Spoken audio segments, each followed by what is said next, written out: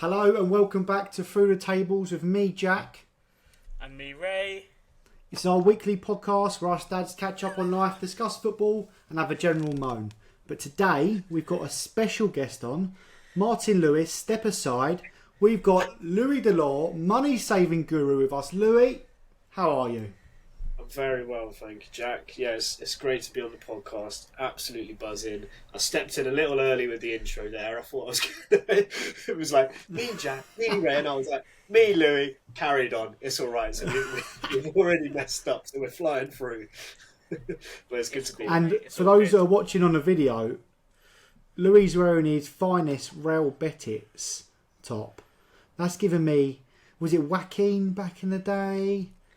They had a Brazilian player there as well that was silky back in the day. Oh, who was his name? I was told dress to impress. You know, wear your most expensive outfit. So I thought it's coming out tonight.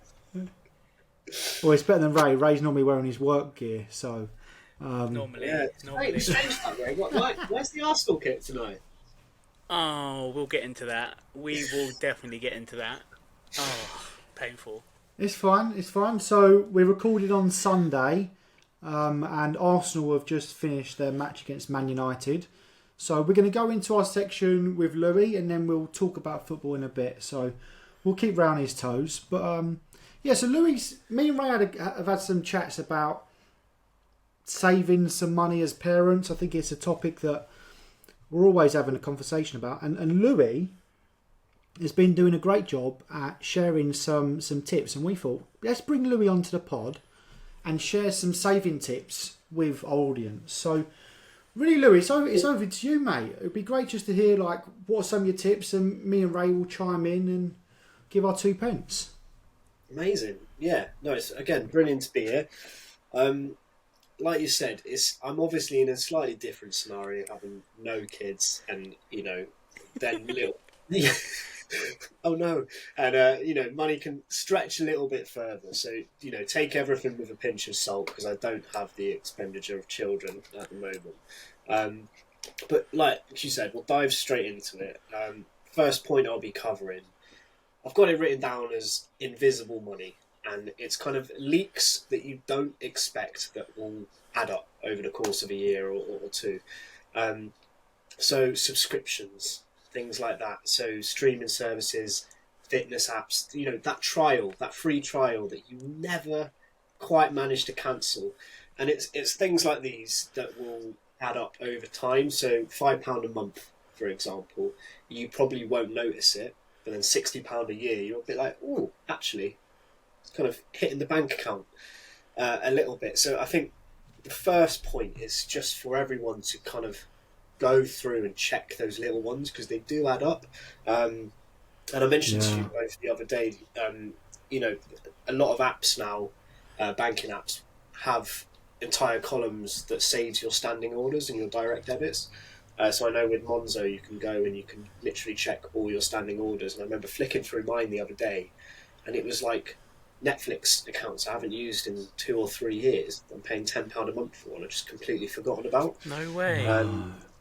Yeah, and I was like, and this is the thing, you don't notice it straight away, but when you're like, oh wait a minute, that's actually a little bit of cash each year that's just going away on something I don't even use anymore. So, on that note, Louis, so I think it was last weekend, me and Jack were talking about subscriptions, and I sent him a screenshot. My subscriptions total £604 a year. What is it?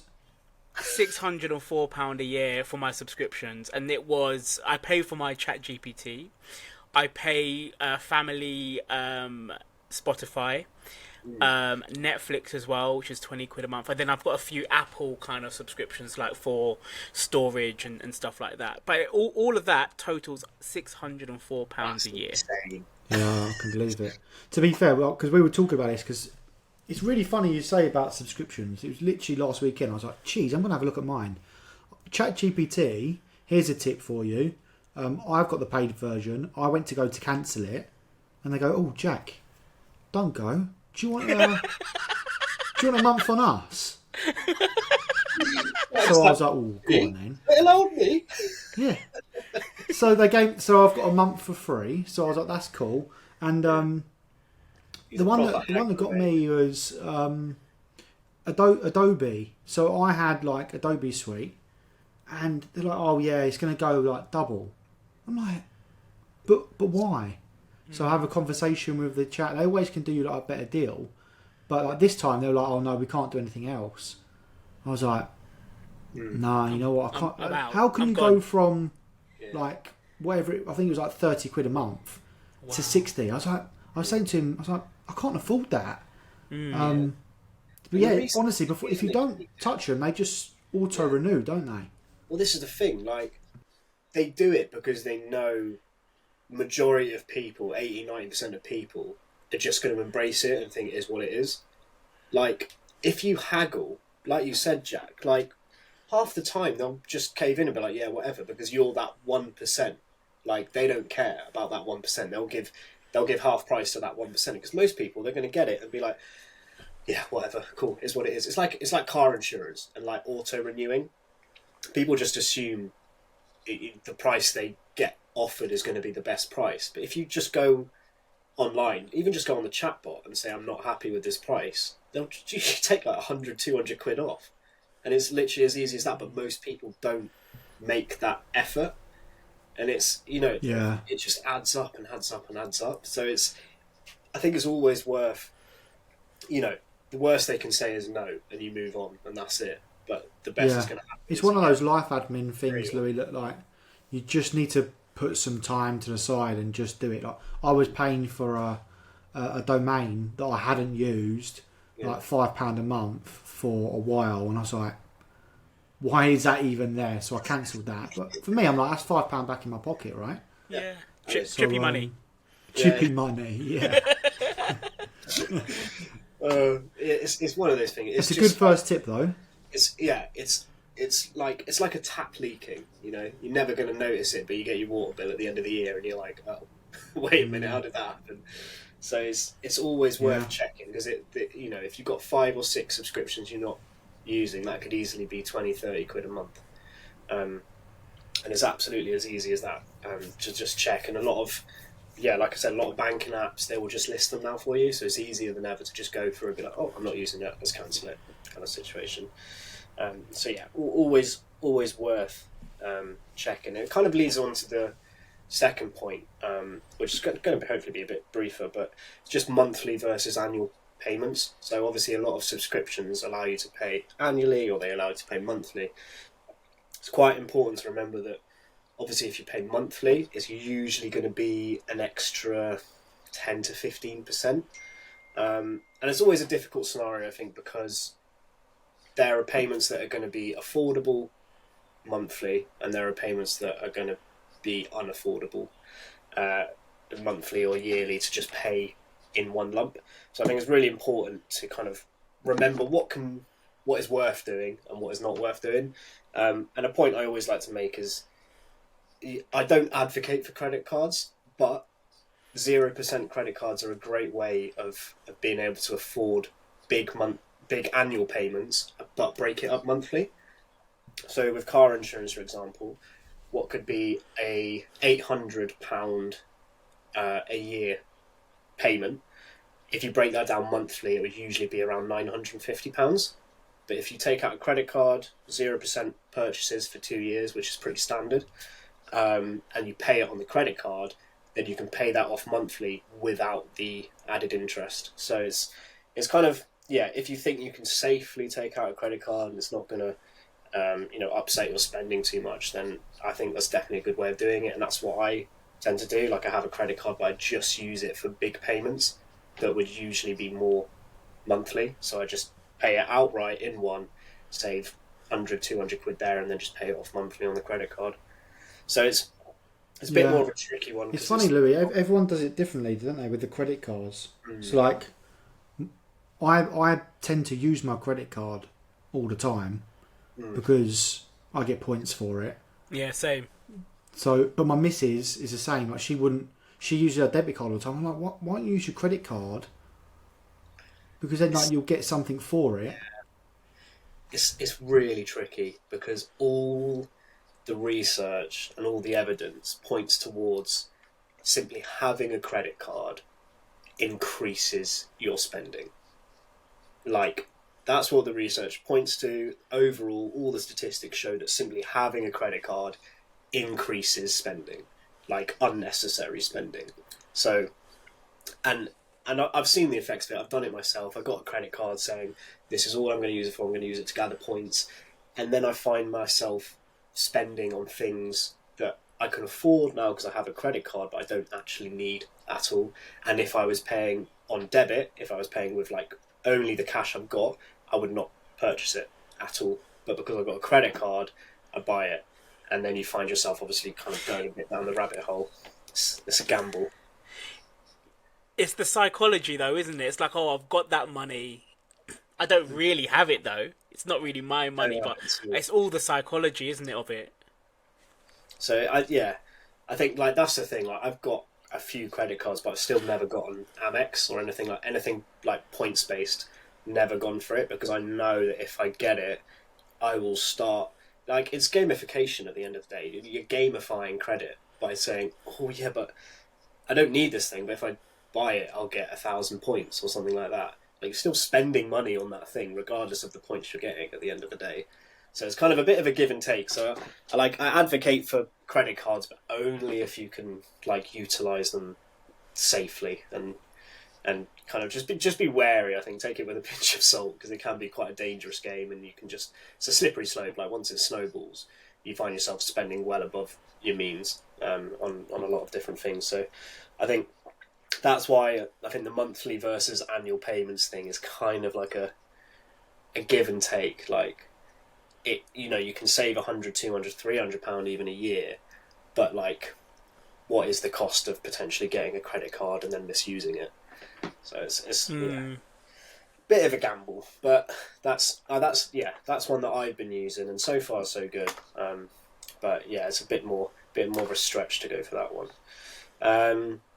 Third point, pretty quick. This one, delivery fees, small orders, things like that. Like, I've done it before. I've gone on Deliveroo because they've offered me like a 30% voucher. I thought, sweet, I'll do my grocery shop, but I only need a couple things. It's a £15 small order fee. The order's only like £6. I'm thinking, what? So I think just be aware. Always read the small print, because that was one that like I almost paid for, and I was like, why has my order gone from like £8 to 20? And it was just a small order fee. They put them in there because obviously they don't want to waste the driver's time, which is completely understandable. But yeah, like, just be aware of overpaying purely for convenience. So that's one that I think is quite a big one. Yeah. To be fair, I don't know about you, Ray, but I don't use Deliveroo or Uber Eats or anything. Are you? I just don't, because it's always so much more expensive. Why did you assume that I did? No, I didn't think you did, because you always walk to your chippy. You were like, I don't know about you, Ray, but that Ray, I don't see do that that. Strava, mate. I see that Strava. I see where your endless is. Fair enough, but don't do that, Jack. Don't do that. You still didn't answer the question, did you? I'm not saying anything, mate. He's offloaded it. He knows what Fair he's enough. doing. Yeah, I think last point on this kind of topic, and I know we touched on this briefly as the other day, loyalty is not rewarded. People, for some reason, have this obsession that if they're a customer with the same place for 5 years, 10 years, it's going to pay off. It's not. They don't care about you at all. Like, I'm putting it bluntly, but they don't care. Like, they don't know you. They don't know your name. They don't care. They want new customers, okay? And you see it with bank switches, cash incentives. Lloyd's are offering £250 just to switch your current account to theirs. £250 cash just paid into your account. Like, loyalty is not rewarded. I've said it before, I'll say it again. Switch bank as many times as you want. You can make £1,000 in probably about a month and a half. Loyalty is not rewarded. Don't do it. Don't bother. Your bank doesn't love you. They don't care. Just go. Because like I don't know on that note, go on. No, I was gonna say I don't know about you, but like when I got my first ever bank card, I don't know how I was, like 14, something like that. And like you know nothing about banking, finance, the world, So you just go with like I just went with what my parents had, which was I think it was like cooperative bank. And like shout out Co-op, they're very environmentally friendly, and I love them for that. But the worst savings rates I've ever seen in my life.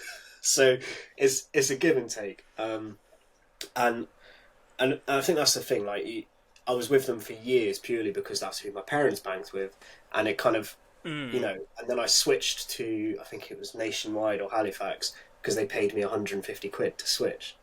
And then I switched to NatWest because they paid me 200 quid to switch. And then, it's just, I was just bank hopping for about 6 months, made about £1,000. And, like, loyalty's not rewarded at all. And, I hate the obsession that people have with, like, oh, I've been a loyal customer. It's like, they don't care. Just go. So no, you're right there, Louis. I was just gonna say I've done a few hops in my lifetime. When it comes to Jack, behave. I've seen the look on your face. Behave, Jack. Any form of exercise of me saying hop in and you raise your eyebrows, absolutely behave. But I have done a few, hopping from bank to bank in my lifetime, and it is good, when you see that prize or that incentive money come in, but they want you to jump through a few hoops as well. So just to caveat, you might have to switch a few direct debits. They want you to be a main bank customer, so you have to pay a certain amount in as well. Which I always thought, just give me the money, bro. Just give me the money. Don't let me have to, move my direct debits, pay my salary in. Yeah, but no, I guess they want you to be that main bank customer. That's why they want you to move two direct debits over and stuff. We're quite lucky here that the obviously there's the switch service, which is kind of like nationalised, and I think nearly all banks do it. So we're quite lucky in the sense that switch service, so banks that offer that switch service, it moves over everything for you. You don't have to pull a finger, which is amazing. So it moves over all your direct debits, any money in the account, standing orders, like literally just shifts it all from one bank account to the other. So it is, there are obviously hoops to jump through. So I think some accounts expect a £1,000 deposit. The way I worked around that was I literally deposited £1,000 and then withdrew it within 5 minutes. And then it classes as a £1,000 deposit. So it's like, it's there are hoops to jump through, like you said, but it is fairly simplistic. I think, in terms of workload you have to do for 200 plus quid, I think it's pretty light. So it's, I think that's the big thing. And also like insurance, car insurance. I usually jump ship every single year because I find a cheaper quote elsewhere. Because, like I said, with auto renewals a couple minutes ago, it's like the quote they send you, you can nearly always beat it somewhere else. So I'd never, ever settle on that first quote. And if they try and give you some lie, like, oh, all the insurance quotes are going up and blah, blah, blah, blah, blah, this age category, blah, blah, blah. No, just ignore it and just literally get on a comparison site. So Money Supermarket, Confused.com, anything like that, just hop on a comparison site, put in your details, and like you potentially save hundreds, to be honest. Like I'm no queen of a driver. Like I've got points on my license and stuff like that, and I'm paying. At least you got a license. I knew that, mate. It's coming. Jack, do us a favour, mate. I haven't thought about provisional insurance. I was going to jump in and just say, what about a black box or something like that? First time drivers. For getting a black box, mate, you have to have one of us in the passenger seat if he wants to drive.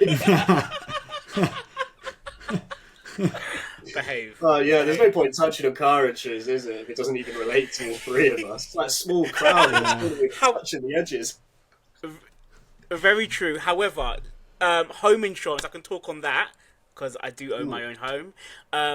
I got a quote come through because I'm coming towards the end of my home insurance, and they were gonna. I'm paying what 35 at the moment. And I think they wanted to put it up to like 41, 42. And then I just did what you said, Louis. Go comparison website, and now I've moved in, and now I've got it for 25 a month. So you know. There you go, chippy money, mate. We're gonna have so much chippy money left over. I love it. Love it. They'll try and, Chippy money. They'll try and spout out, you know, everything under the sun to you. Be like, oh, this is going up, this is going up. We can't help it. It's like, no, we just jump ships. And like half the time, if you tell them I've got a better quote elsewhere, they'll drop it by like 25%, literally like that. They won't even question it. So yeah, I think always stand your ground. Yeah, it's worth it, right? Make sure you do it because people just leave it, and at the moment it's hard. The pennies are tight, right? I think not just parents, but I think everyone in general, right? Even Guinness has gone up, Louis. So that's terrible. You wait till my through the table, mate. Oh, I'm buzzing. Look forward to it. Right, what else we got? What other tips have we got for the listeners? Next one, Raeh, you're gonna like this because it's food related. We're on to. We're on. I put it nice and early for you so you wouldn't get bored. We are on to smarter shopping. Smart shopping. I wanted to include something that, regardless of whether you drive, you don't drive, like, you know, everyone has to hit the grocery store. Everyone has to do a bit of shopping here and there. You know, some more than others. I'm not going to name any names, but everyone's got to do a bit of shopping. So, fair. I think, and I get carried away with this like mad. Yeah, when I go to the shop, because I've got a little drive to the big Sanos around the corner. Because I'm a big Sanos fan. Okay, I've got a bit of a drive, so I'm like, once I get there, what are you shaking your head for? Well, I'm shaking my head because Raeh has like Sainsbury's tattoos on his arm. I do. He loves Sainsbury's. Till I die, man. Till I die. He literally lives for it. 100%. But yeah, sorry, Louis. Go on, carry on, mate. That's right. So I just think Sainsbury's massive over here. Yeah, innit? Sainsbury's massive. I get carried away because I'm like, once I'm at the shop, I've made the journey. Like I overbuy. I will admit, I overbuy because I'm like, I'm in the shop. I've got, I'm buying snacks left, right, centre. Like I'm a serious hummus advocate. Yeah, I love hummus. And I'm stockpiling hummus. I don't like. I'm buying so much hummus. It's insane. And I just like, I get home, and I look at the shopping bag that I've just spent like a week's wage on, and I'm just thinking, I didn't need this. How am I going to eat 8 tubs of hummus? It goes out of date in 3 days. Doesn't make sense. So I think that's the first thing is like, just don't put things in the basket you don't need. Because I'm proper, everyone's done it before. They chuck something in the fridge, think, I'll eat that, and I'll eat that tomorrow. They don't eat it tomorrow. And before they know it, they check the use by date, it's gone straight in the bin, still in the packaging, everything. So I think that's one of the biggest things is just don't buy stuff you're going to use in the next 24 hours. You know, we're lucky enough that most people have shops around the corner, so we don't have to like stockpile for 2 weeks at a time. So I think, like, I'm very much like, I will usually buy things that I'll eat within 3 days and then chuck anything else in the freezer.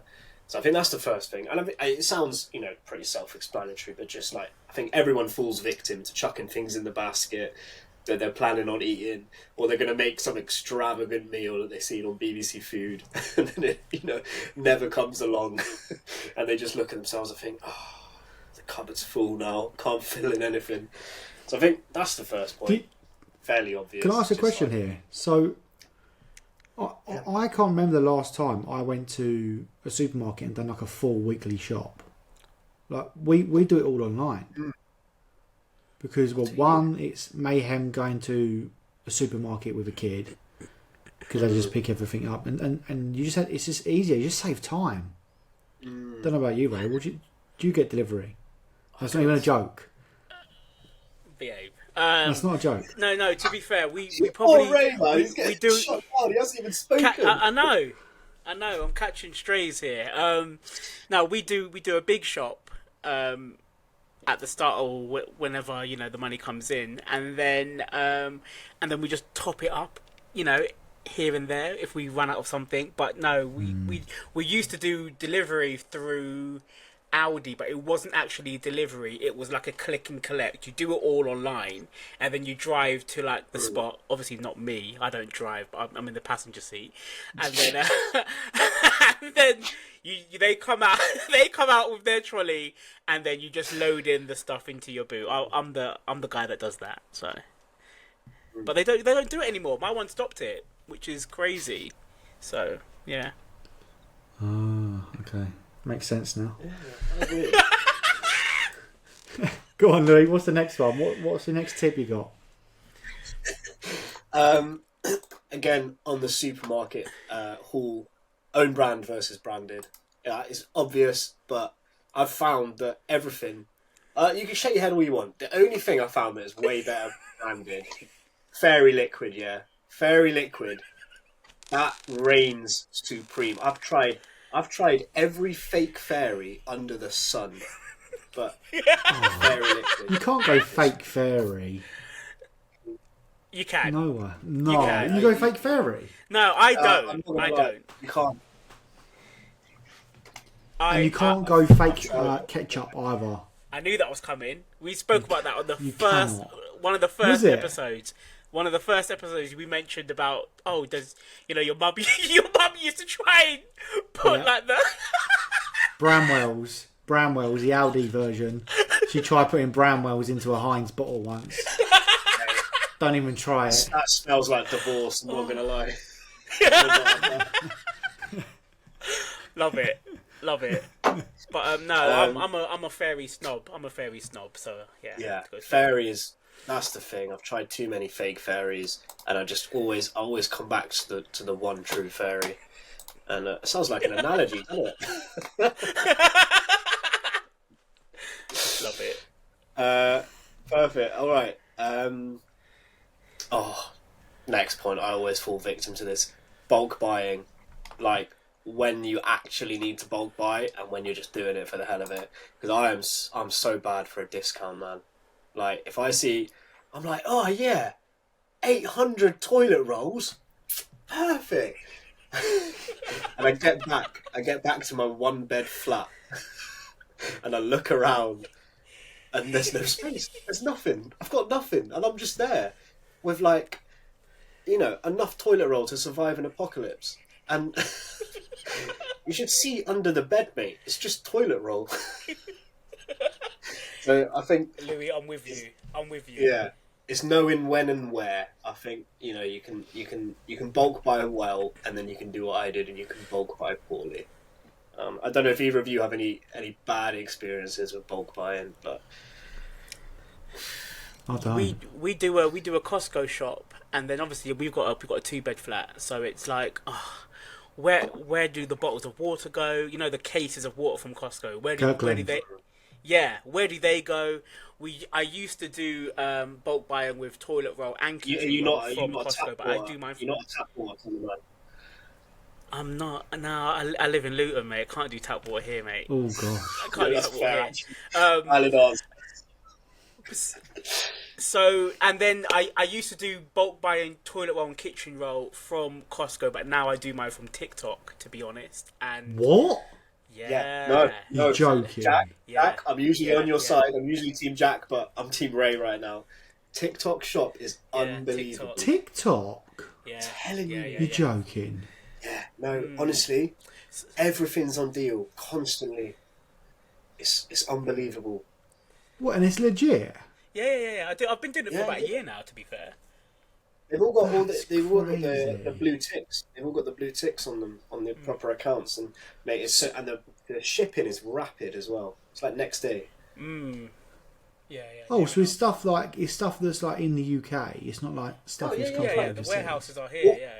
Yeah. All big brands. I never knew that. TikTok. Yeah. Honestly, like, I'm not a massive advocate of TikTok, and I don't often use it. But if I'm using it, it's usually to shop for stuff, like, especially for like vitamins and stuff like that. It's so cheap on TikTok. It's ridiculous. That's a bit scary. I don't know if I'll be going for cheap vitamins. Hey, look, it only made me bold, mate. Honestly.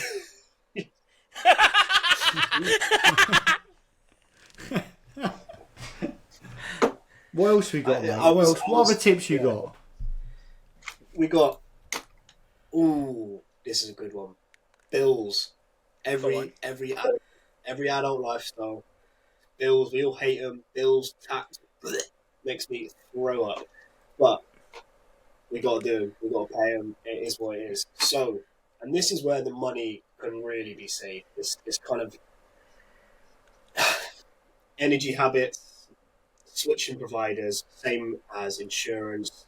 All the loyalty things we touched on. You can switch energy providers just the same, and usually get a lot cheaper elsewhere.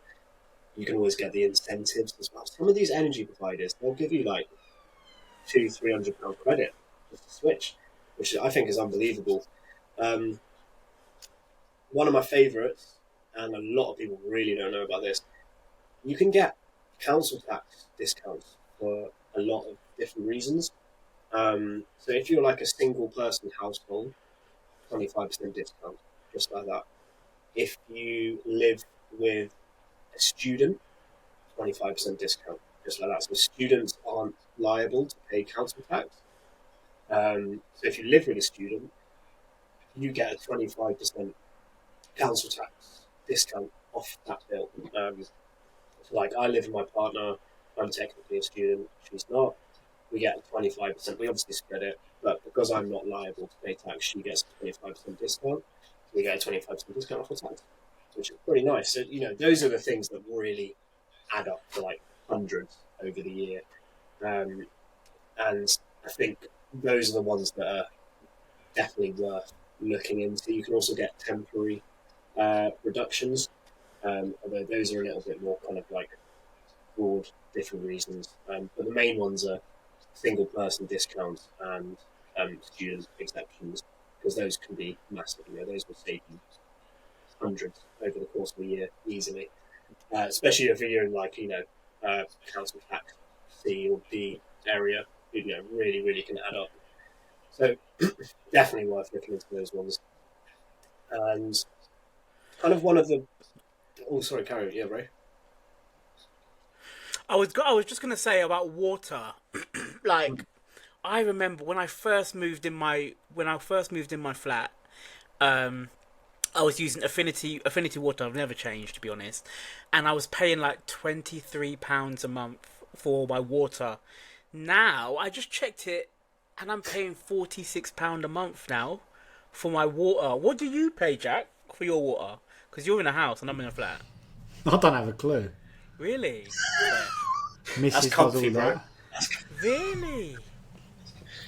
Mrs. does everything like that. I just pay her the money. I genuinely couldn't tell you any of my bill prices.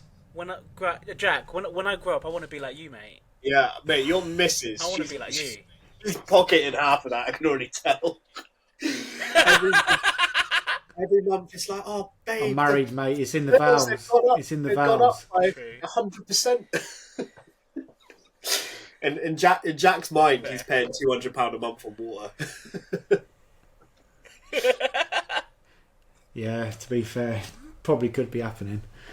I wouldn't have a clue, mate. Okay, fair enough. Yeah, yeah. We got one. Okay. I think we pay about. I don't know how much it is. Probably about £30 a month, maybe something like that. It's probably a little less. That's not too bad.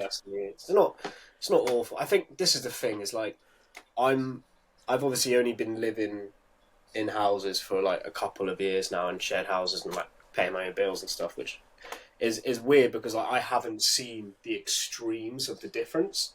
Like, I moved out in like 2021 or something when it was bills were already kind of climbing quite high and stuff.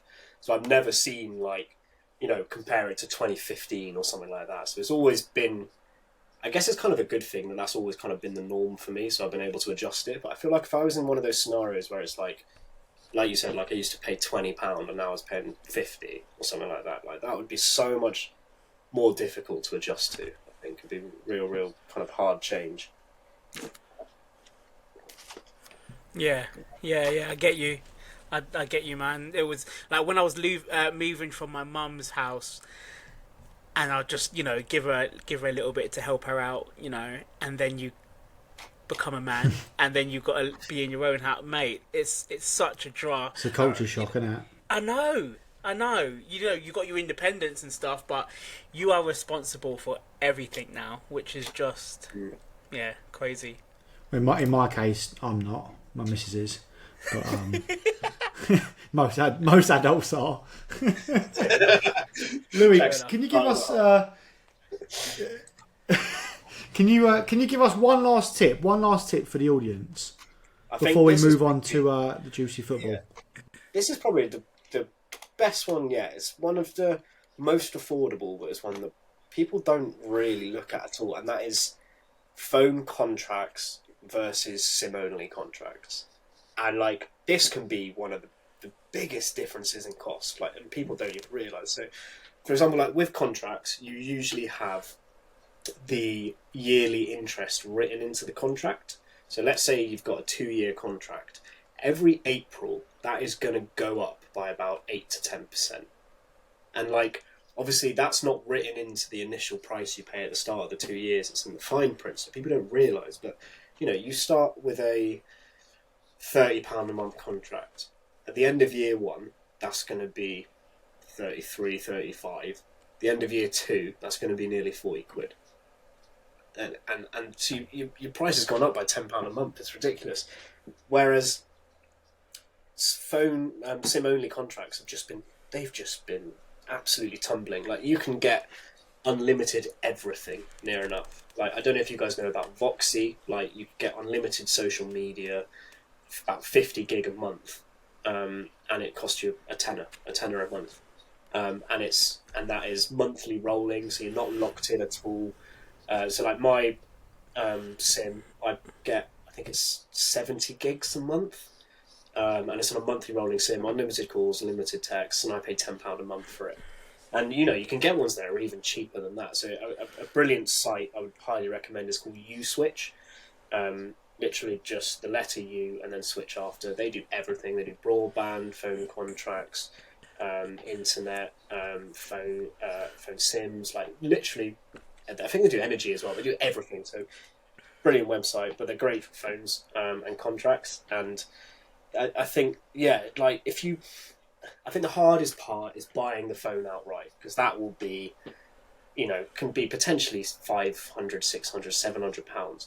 So I'd never advocate for buying one new. I'd always say second hand, but a lot of people do want to buy them new. That's going to be the hardest part, because you look at it, you think £700 outright plus then a £10 SIM, or £30 a month. Like, the £30 a month always looks more appealing, but then over the course of 2 years, you're going to be paying a lot more than you would for a £500 phone plus the £10 SIM. So I think a lot of the points I've run through today, you've got to be considerate of having some money up front to pay for these things. So like annual payments versus monthly.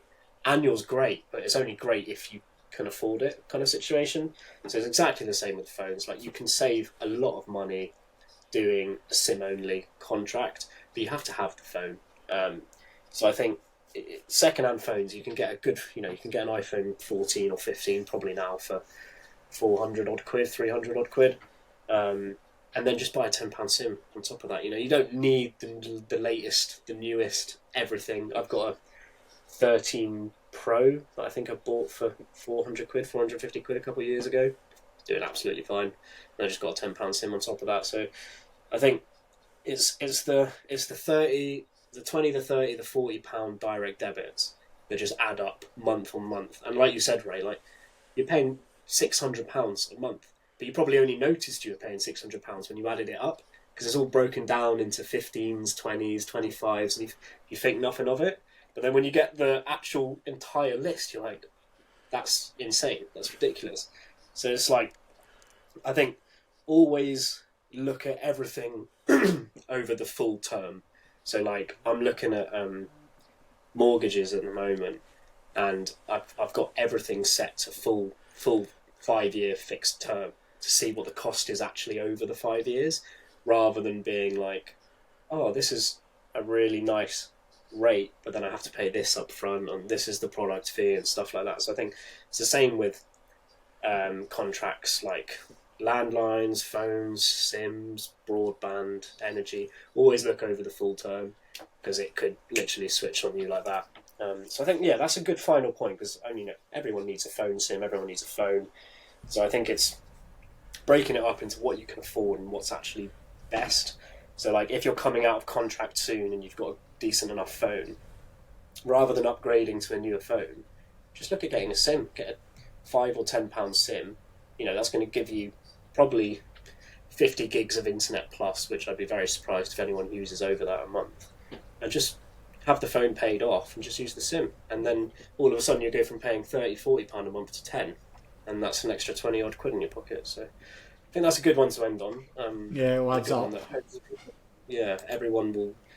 everyone, that's something for everyone to look at, because I can guarantee half people are on SIMs, half people are on contracts, and near enough, people's contracts are going to finish sometime. Some might be sooner, some might be far, but I think that was one thing that put so much money back in my pocket, was going from paying £35 a month to paying £10 a month.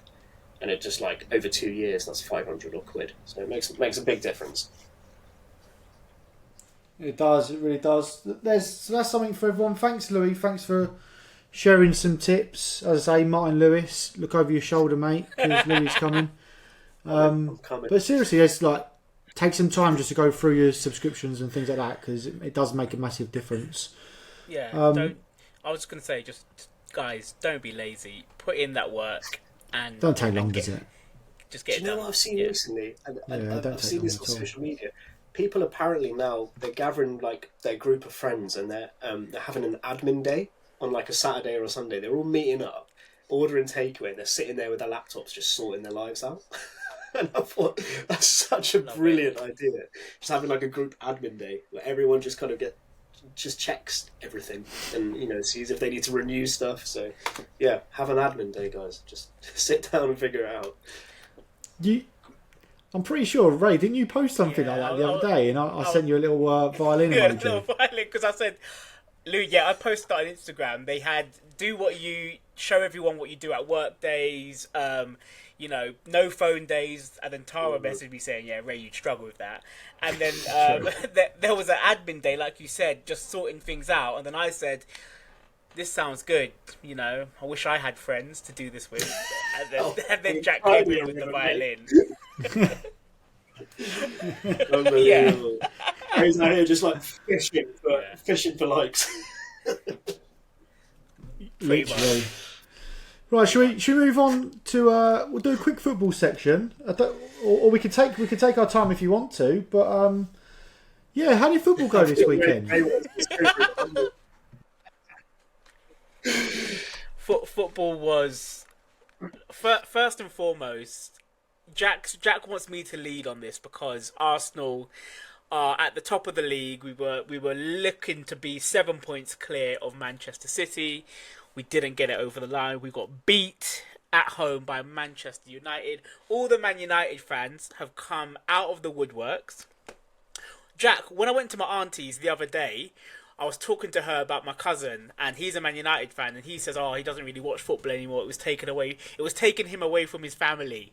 That's what Manchester United fans are now talking about, like using football as an excuse, as they're not spending enough time with their family. But all of a sudden now, these Man United fans are coming out of the woodwork. But anyway, we lost, and my head was hot. Because it's just not good enough. It has humbled me. But I feel good. You can't say like it's not good enough. Some of the goals, Dorgu's goal was wicked. Handball. It was not handball. I'm sorry. No, right. You. I can't. Like, I'm an Arsenal fan, and my dad. I was at the pub watching it with my dad, and he was going, VAR is a handball. I'm sorry, the replay, like, his hand was his hand was almost inside his body. Like, you can't get more natural position than that. There was no handball at all. Like, Arsenal fans, mate, honestly, sometimes I watch Arsenal, I'm like, it's embarrassing. It's actually embarrassing to be an Arsenal fan, because I swear, there's like we find anything to be annoyed at. It's like there was no handball. Arsenal we looked dire. Like I've seen Milk turn quicker than Gyökeres. Like he's I can't explain it. Like we got run around by them. Like it was, sometimes it's just embarrassing to watch football. And I think like there's so many things with modern football that do kind of piss me off a little bit. And it, like I was in the pub, all the Arsenal fans, anytime Man United player went on the floor, they were screaming at the TV. I'm like, if you were in this situation, you'd do exactly the same thing. Every player you'd be doing exactly the same. I think it was a tough watch because we just didn't look good. But like, fair play to United, they absolutely deserved the win. The Arsenal goals were dire. Like, I'm sorry, the Arsenal goals were awful. But I say that they were such Arsenal goals. Like, I've never watched such an Arsenal goal happen. It's like ping it in. Everyone crowd the keeper, bounces around a few times, someone kicks it in. It's a tough watch, to be honest. And Well, look, you're still top, so it's not the end of the world. But it is nice to see you lose. I can't lie. Yeah, I mean, let's not forget about Spurs, though. We're still gonna. No, don't worry about Spurs. Our season's over. We want to try and we're like a morale booster.